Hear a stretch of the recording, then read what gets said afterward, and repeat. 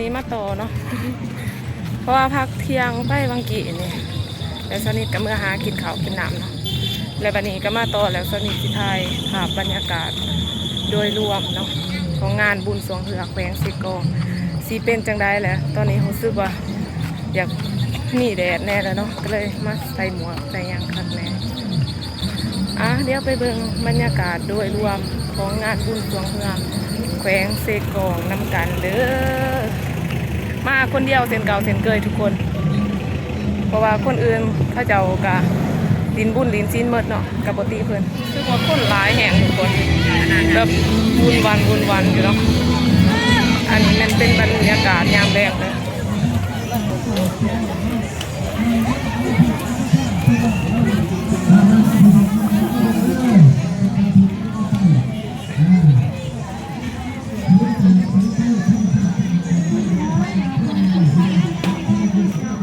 เอาเลยค่ะไปเบิ่งนำกันเนาะว่างานนี้บ้านได้สิได้ซิ่งแซมของแขวงเซกองเนาะ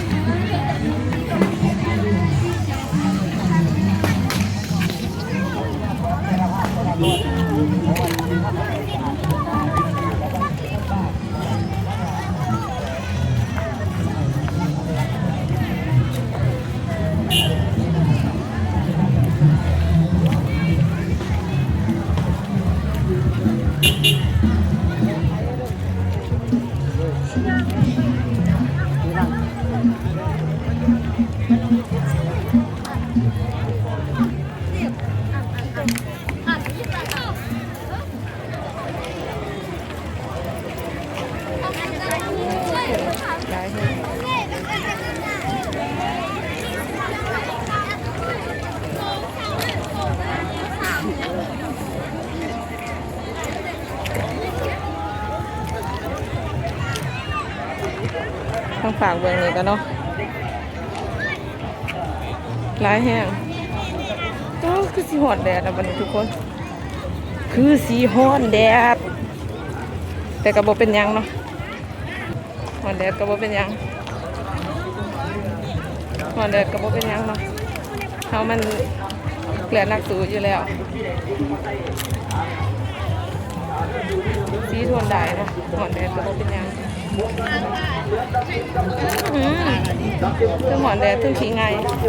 ทุกคนหอดกันได้แหละหอบซิ่งสนาเลิศเด้อบัดนี้ทุกคนมาบัดนี้หอบซิ่งสนาเลิศคนร้ายก่อนเก่าด้วยสายตาแต่ที่ว่ามือละมั้งก็มือละมั้งนี่สุดสีแดงๆนี่กระนำมาแล้วตีได้ขึ้นมาแล้วว่าสักกายมาแล้วว่าเสร็จมาแล้วกระนำมือละมั้งเขานำกันไปติ๊กนำกันไปติ๊กเนี่ยเอาตัวเราเพิ่งจิ้มไหนมือละจิ้มมือละจิ้มมือจับมือจับมือจับมือสีขึ้นมาเซ็นมือละมั้งไงหรือเปล่าเป็นระบำเจ้าภาพระบำเจ้าภาพคนธรรมดาบอกไปวางจังหวะของเส้ของจริงสิ่งกันจังได้การไฟอย่าวางเป้าหมายที่จะใส่ในบอลสำหรับระบำเจ้าภาพในชุดสีแดงอายุฝากความใส่มาเบิ้งดักจึงบนชมดินมาแล้วบัดนี้ดักจึงกับระบำบัดใจเขียวกับพี่ระบำวัดชิ้นชีแดงน้ำขึ้นมาต่อมาจะได้ดักจึงจะตามพันหรือจะระบำดักจึงแล้วน้ำดักจึงแล้วน้ำดักจึงละมั่งข่าวเขียนใส่แก่แต่ยังสวยงามครับเขาสู่รักใส่เจ้าละบำใส่สุดสีแดงๆรู้สึกนะมีเรื่องทำใส่สาวสักสิวใส่สุดสีขาวมีเรื่องปรับให้เดือจากที่ว่าละบำเป็นภูเขาเส้นไส้ก้อนสีน้ำตาลด้วยสีน้ำตาลด้วยมาอีกเข้าไปอีกเข้าไปว่าสับอะไรยังไงอย่าปล่อยกันเอาหอมสีเส้นเลือดใส่บอลต่อไปรับเข้ามาเอาไปกันนายกเด็กคนนี้คนแบบก็กินเสียจะเติมบ่ที่ว่ากินเหล้าบ่ว่าจังไดพลังกำลังต้องทำหลวงเขาจะทำพันเดือนวันพันจะทำหลวงชุดสีฟ้าจะทำพันเดือนวันพันสกีเข้าไปใส่เกียร์สีขยี้เกียร์ห้าขาเข้าไปยิงตอนนี้มาสองแขนสกีเร็วปากยาวปากยาวปากยาวปากยาวปากยาวปากยาวสิไปเห็นนาทีชุดไปเลยเอาขาดกันไปเลย เดี๋ยวเขาก็มาซ้อมแข่ง2 หอบชนะ2 หอบแล้วนะครับกับเวลา2 ลำนะครับ2 หอบชนะ2 เวลาแต่ต้องเสียงหัวโตนะครับแต่เราต้องมาซ้อมกันเองนะครับเวลาตาม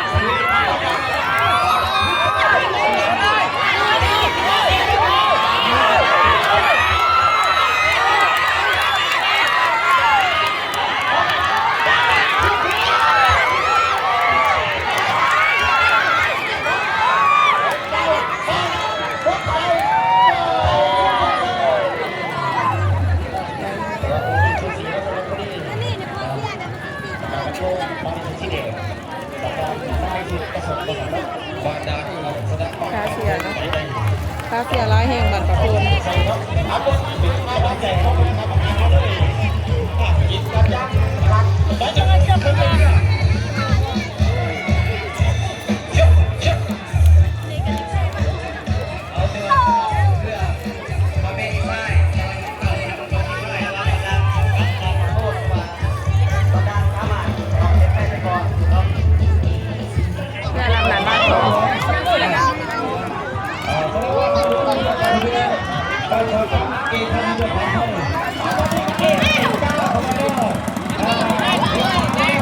ฝนกับตกทุกคนแดดออกแต่ว่าฝนตกเนาะเด็ดมาเลยทางนั้นคาเซียข้างหลัง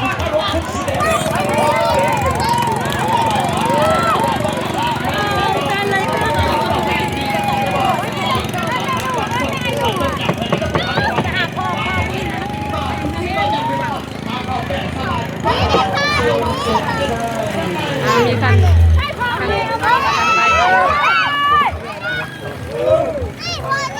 เป็นที่เท่าไหร่โน่อาจจะยกสลากได้มากโน่บ้าง2 พบกับบ้านสูงโน่หรือว่าพระเจ้าแฟนกับพระตื่นกันโน่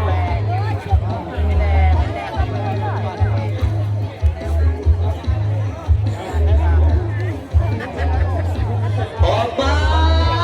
แล้วผมเก็บไว้ทั้งสังคมกับบ้านพระหลวงเนาะสำหรับบ้านพระหลวงนี่วัดหลวงแม่ทุกเมืองขอให้บอกพี่ไปหน่อย11 ของเขตวัฒนธรรมสังคมมาสุดสีผ้านี่คือที่สุดมาวัดกันนี่เราทุกท่านคาเซียคาเซียไอ้ที่มันไอ้สิเป็นทีนี้มันต้องมาใช้ตาจริงๆพวกเราตีตัว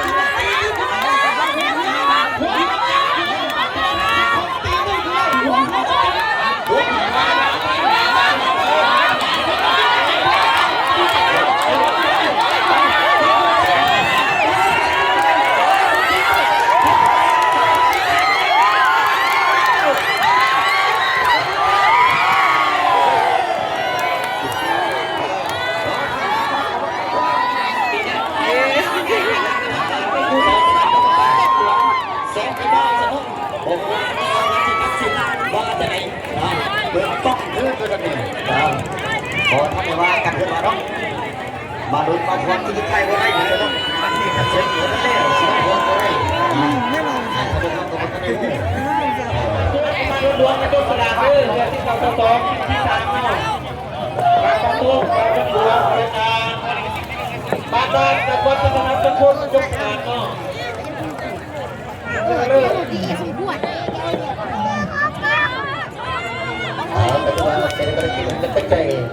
ในทั้งผู้แก่เนาะส่วนพวกมันว่าประจวบเนาะยินทั้งพวกข้าทุกปีนาขอเกมมึงอีกเด้อมึงสัตว์เนาะ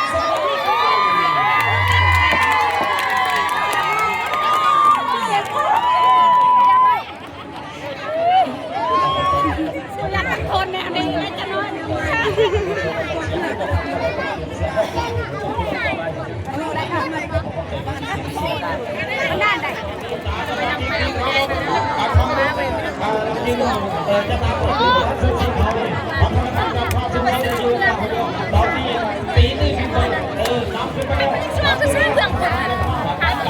ดีมากดีมากดีมากจะได้ตอนนี้ผมยาวๆ เดี๋ยวนี้กูยังเสียนะมันเดือดทำมันยากนะเสียกัน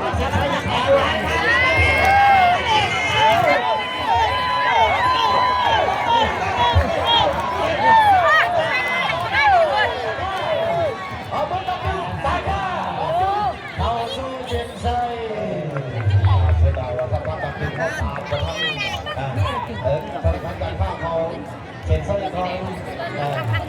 เป็นเรื่องสูตรสูตร12สีพ่ายกับพี่ว่าจับพี่ว่าจับพี่ว่าจับพี่ว่าจับ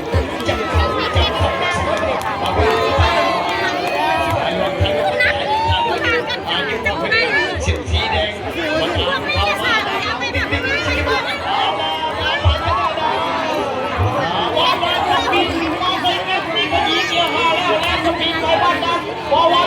ห่างกันแห่ง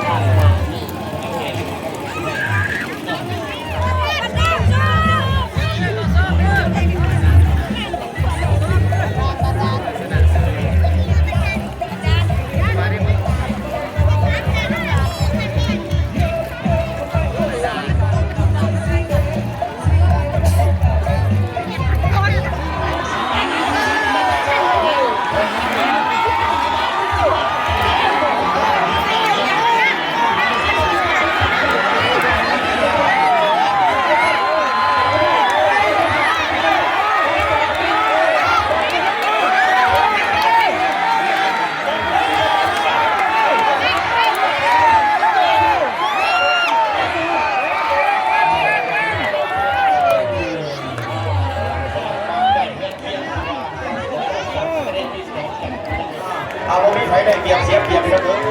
กลมๆเงยๆเลยคุ้มยาวๆคุ้มยาวๆสาวหนึ่งสำหรับนักสีไทยของเราคุ้มยาวๆสาวหนึ่งตอนนี้พลังกำลังดีสีไทยดีเหลือดีท่านแต่มาเมื่อแต่ยังทุกค่ายใส่พลังกำลังพลังกำลังทั้งอาหารเกลือแจกเป็นละมาเขาจะวาง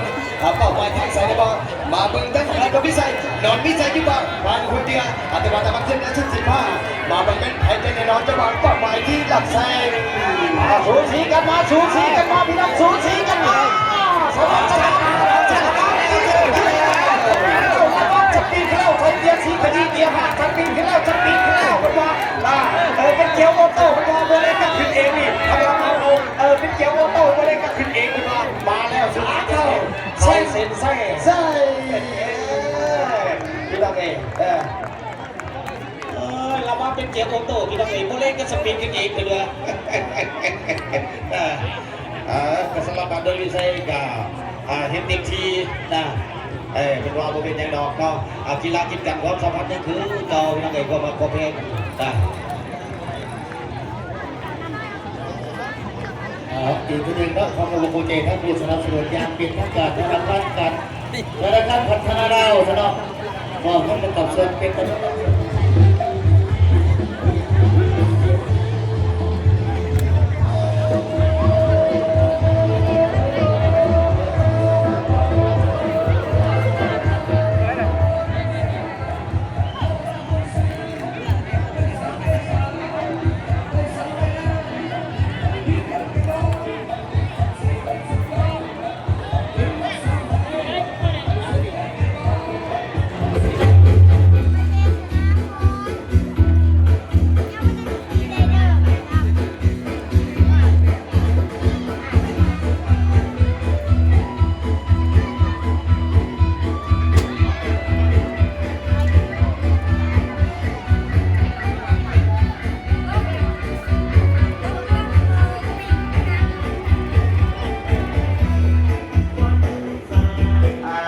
ไม่ได้แค่เนาะมาส่งมาเชียร์เต็มใจให้นักกีฬาเพื่อส่วนของเขา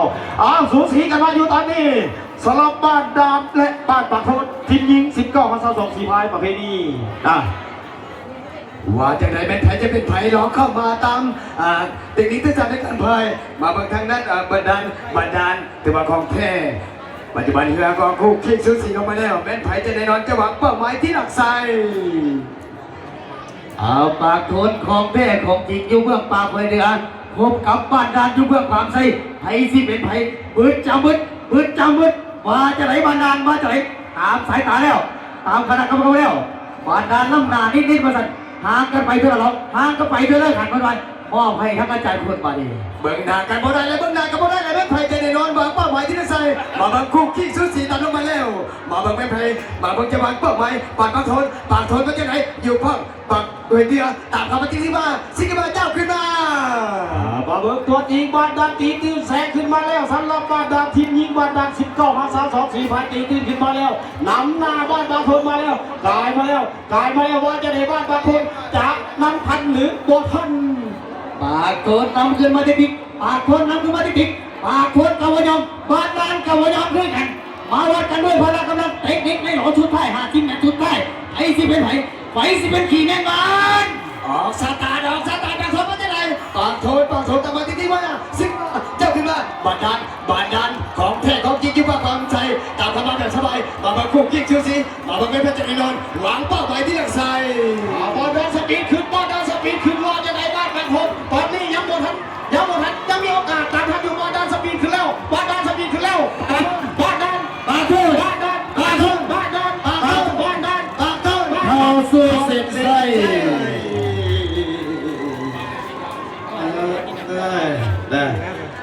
จากที่ว่าปักปักซิปส่งเซ่ทั้ง2 ทีมยิงไปแล้วแต่ว่าบอลบางคนที่ตามทันหรือบ่ทันว่าตามเขาใจบ้านเจ้าไหนต้องไหนบอลหลวงตามกับบ้านหลวงเข้าเส้นชัยสายใจไหลเพิ่นมาพอดีโอ้ยเนาะท่านการของบ้านสนุกกันที่ว่าบัวทีมบัวฟ้า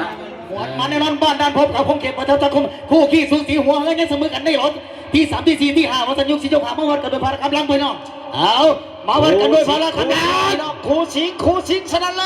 ยพี่น้องคู่ชิงชนะเลยระวังโคเขตวัฒนธรรมสังคมพบกับบ้านด้านเอาว่าใครจะได้ขัดไปของตอนนี้ถือว่าบ้านด้านทั้งบ้านนี้ห่างบ้านด้านนี้ห่างไปผมเก็บเราบ้านคมใส่เข้าไปแล้วบ้านด้านคมใส่เข้าไปแล้ว บ่ใจวันนั้นบ่ใจมีหางเลยขาดหรือบ่ดูเดือดเกี่ยวขาดูเดือดเกี่ยวกับบาดาลจะได้บ่จะวางรักษาแสงได้มาตามเข้ามาโอเควันจะได้โซสีด้วยความจุกเจ้าบาดาลเข้าโอเควันนั้นเข้าเส้นชัยบาดาลมาแหงเพื่อทางอยู่ผู้หลวงผู้นาโอ้ต่อไปแหงแซงไปแล้วเนาะเอาแล้วสำหรับหอบสิ่งชนะเลิศปีนี้ได้แก่เรือหน่อย8สีพายบันดาลได้สิ่งแซมเด้อแล้วสำหรับเรือประเพณีที่1แม่นบันดาลที่2บ้านปากโทนทีมยิ่งที่3บ้านนุ่นมีไส้แล้วสำหรับเรือสูตรปีนี้แม่นปกสแขวงได้สิ่งแซมเด้อทุกคนเอาแล้วสำหรับงานแข่งเรือประจำปี2025ที่แขวงเสกองในครั้งนี้ก็ได้จบตัวลงไปเพียงเท่านี้แล้วปีหน้ามาพบกันใหม่เด้อทุกคนโอเคบัดนี้ก็หอดว่าละสุดท้ายแล้วเนาะตอนนี้สนิทก็กำลังเดินทางกลับเลยทุกคน ไปรอมาแต่เสาเนาะได้เครื่องนุ่งหน่อยนึงเนาะเอาแล้วสำหรับคลิปนี้เนาะสาวนิดกับสิเดโคโตจบไปเพียงเท่านี้เด้อทุกคนแล้วพบกันใหม่ในคลิปต่อไปเนาะ